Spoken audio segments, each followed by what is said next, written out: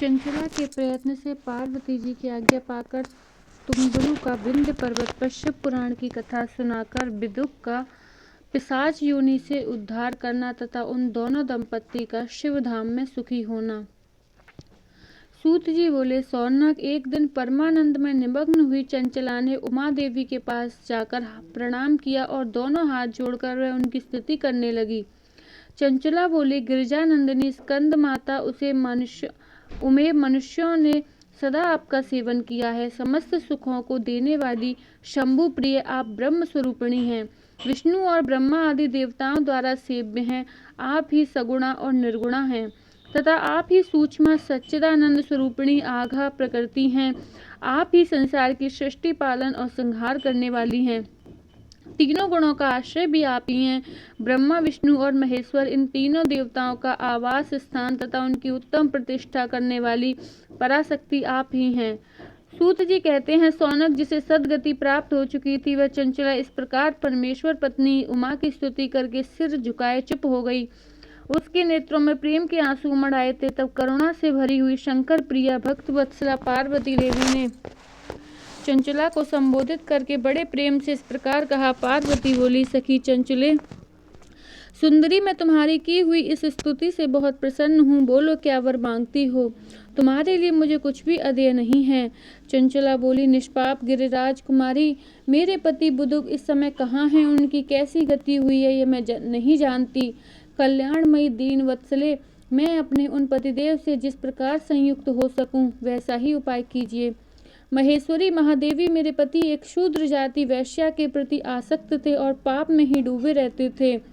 उनकी मृत्यु मुझसे पहले ही हो गई थी, न जाने वे किस गति को प्राप्त हुए। गिरिजा बोली, बेटा, तुम्हारा विदुक नाम वाला पति बड़ा पापी था।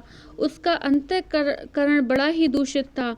वैश्या का उपभोग करने वाला वह महामूढ़ मरने के बाद नरक में पड़ा अगणित वर्षों तक नरक में नाना प्रकार के दुख भोगकर वह पापात्मा अपने शेष पाप को भोगने के लिए विंध्य पर्वत पर पिशाच हुआ है। इस समय वह पिशाच अवस्था में ही है और नाना प्रकार के क्लेश उठा रहा है। वह दुष्ट वहीं वायु पीकर रहता है और सदा सब प्रकार के कष्ट सहता है। सूत जी कहते हैं, सौनक, गौरी देवी की यह बात सुनकर उत्तम व्रत का पालन करने वाली चंचला उस समय पति के महान दुख से दुखी हो गई। फिर मन को स्थिर करके उस ब्राह्मण पत्नी ने व्यथित हृदय से महेश्वरी को प्रणाम करके पुनः पूछा। चंचला बोली, महेश्वरी महादेवी, मुझ पर कृपा कीजिए और दूषित कर्म वाले मेरे उस दुष्ट पति का अब उद्धार कर दीजिए। देवी, कुत्सित बुद्धि वाले मेरे उस पापात्मा पति को किस उपाय से उत्तम गति प्राप्त हो सकती है, यह शीघ्र बताइए। आपको नमस्कार है। पार्वती ने कहा, तुम्हारा पति यदि शिव पुराण की पुण्यमयी उत्तम कथा सुने तो सारी दुर्गति को पार करके वह उत्तम गति का भागी हो सकता है। अमृत के समान मधुर अक्षरों से युक्त गौरी देवी का यह वचन आदर पूर्वक सुनकर चंचला ने हाथ जोड़ मस्तक झुकाकर उन्हें बारंबार प्रणाम किया और अपने पति के समस्त पापों की शुद्धि तथा उत्तम गति की प्राप्ति के लिए पार्वती देवी से यह प्रार्थना की कि मेरे पति को शिव पुराण सुनाने की व्यवस्था होनी चाहिए। उस ब्राह्मण पत्नी के बारंबार प्रार्थना करने पर शिव प्रिया गौरी देवी को बड़ी दया आई। उन भक्त वत्सला महेश्वरी गिरिराज कुमारी ने भगवान शिव की उत्तम कीर्ति का गान करने वाले गंधर्वराज तुम्बरु को बुलाकर उनसे प्रसन्नता पूर्वक इस प्रकार कहा, तुम्बरु, तुम्हारी भगवान शिव में प्रीति है। तुम मेरे मन की बातों को जानकर मेरे अभिष्ट कार्य को सिद्ध करने वाले हो, इसलिए मैं तुमसे एक बात कहती हूँ, तुम्हारा कल्याण हो। तुम मेरी इस सखी के साथ शीघ्र ही विंध्य पर्वत पर जाओ। वहाँ एक महाघोर और भयंकर पिशाच रहता है। उसका वृतांत तुम आरंभ से ही सुनो। मैं तुमसे प्रसन्नता पूर्वक सब कुछ बताती हूँ। पूर्व जन्म में वह पिशाच विदुक नामक ब्राह्मण था। मेरी इस सखी चंचला का पति था, परंतु वह दुष्ट वैश्यागामी हो गया। स्नान, संध्या आदि नित्य कर्म छोड़कर अपवित्र रहने लगा। क्रोध के कारण उसकी बुद्धि पर मूढ़ता छा गई थी। वह कर्तव्य का विवेक नहीं कर पाता था। अभच्य भक्षण, सज्जनों से द्वेष और दूषित वस्तुओं का दान लेता, यही उसका स्वाभाविक कर्म बन गया था।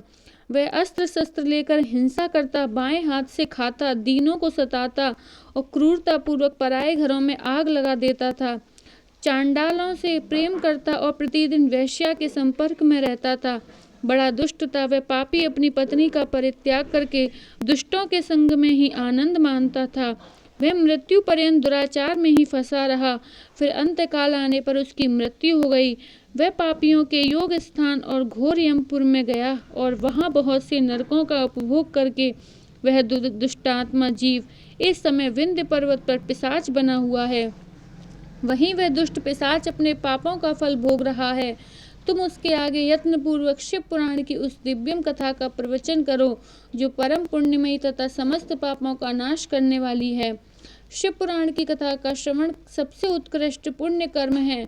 उससे उसका हृदय शीघ्र ही समस्त पापों से शुद्ध हो जाएगा और वह प्रेत योनि का परित्याग कर देगा। उस दुर्गति से मुक्त होने पर विदुग नामक पिशाच को मेरी आज्ञा से विमान पर बिठाकर तुम भगवान शिव के समीप ले आओ। सूत जी कहते हैं, सौनक महेश्वरी उमा के इस प्रकार आदेश देने पर गंधर्वराज तुम्बरु मन ही मन बड़े प्रसन्न हुए। उन्होंने अपने भाग्य की सराहना की। तत्पश्चात उस पिशाच की सती साध्वी पत्नी चंचुला के साथ विमान पर बैठकर नारद के प्रिय मित्र तुम्बरु वेग पूर्वक विंध्याचल पर्वत पर गए, जहाँ वह पिशाच रहता था। वहाँ उन्होंने उस पिशाच को देखा। उसका शरीर विशाल था, ठोड़ी बहुत बड़ी थी। वह कभी हंसता, कभी रोता और कभी उछलता था। उसकी आकृति बड़ी विकराल थी। भगवान शिव की उत्तम कीर्ति का गान करने वाले महाबली तुम्बरु ने उस भयंकर पिशाच को पाशों द्वारा बांध लिया। तदंतर तुम्बरु ने शिव पुराण की कथा बाँचने का निश्चय करके महोत्सव युक्त स्थान और मंडप आदि की रचना की। इतने में ही संपूर्ण लोकों में बड़े बेग से यह प्रचार हो गया कि देवी पार्वती की आज्ञा से एक पिशाच का उद्धार करने के उद्देश्य से शिव पुराण की उत्तम कथा सुनाने के लिए तुम्बरु विंध्य पर्वत पर आ गए हैं।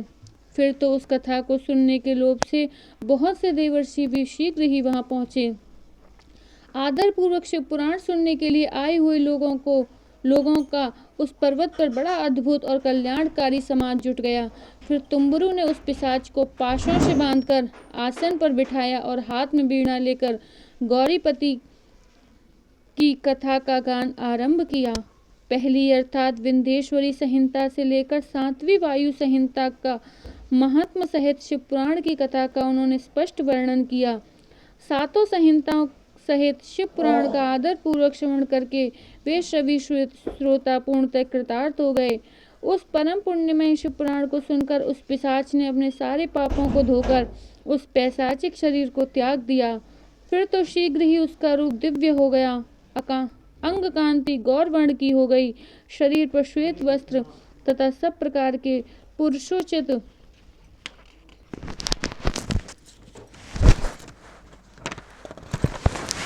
आभूषण उसके अंगों को उद्भासित करने लगे। वह त्रिनेत्रधारी चंद्रशेखर रूप हो गया। इस प्रकार दिव्य देहधारी होकर श्रीमान विदुग अपनी प्राण बल्लभा चंचुला के साथ स्वयं भी पार्वती बल्लभ भगवान शिव का गुणगान करने लगा। उसकी स्त्री को इस प्रकार दिव्य रूप से सुशोभित देख वे सभी देवर्षि बड़े विस्मित हो हुए। उनका चित्त परमानंद से परिपूर्ण हो गया। भगवान महेश्वर का वह अद्भुत चरित्र सुनकर वे सभी श्रोता परम कृतार्थ हो गए। प्रेम पूर्वक श्री शिव का यशोगान करते हुए अपने अपने धाम को चले गए। दिव्य रूपधारी श्रीमान विदुक भी सुंदर विमान पर अपनी प्रियतमा के साथ बैठकर सुखपूर्वक आकाश में स्थित हो बड़ी शोभा पाने लगा। तदंतर महेश्वर के सुंदर एवं मनोहर गुणों का गान करता हुआ वह अपनी प्रियतमा तथा तुम्बरु के साथ शीघ्र ही शिवधाम में जा पहुंचा। वहां भगवान महेश्वर तथा पार्वती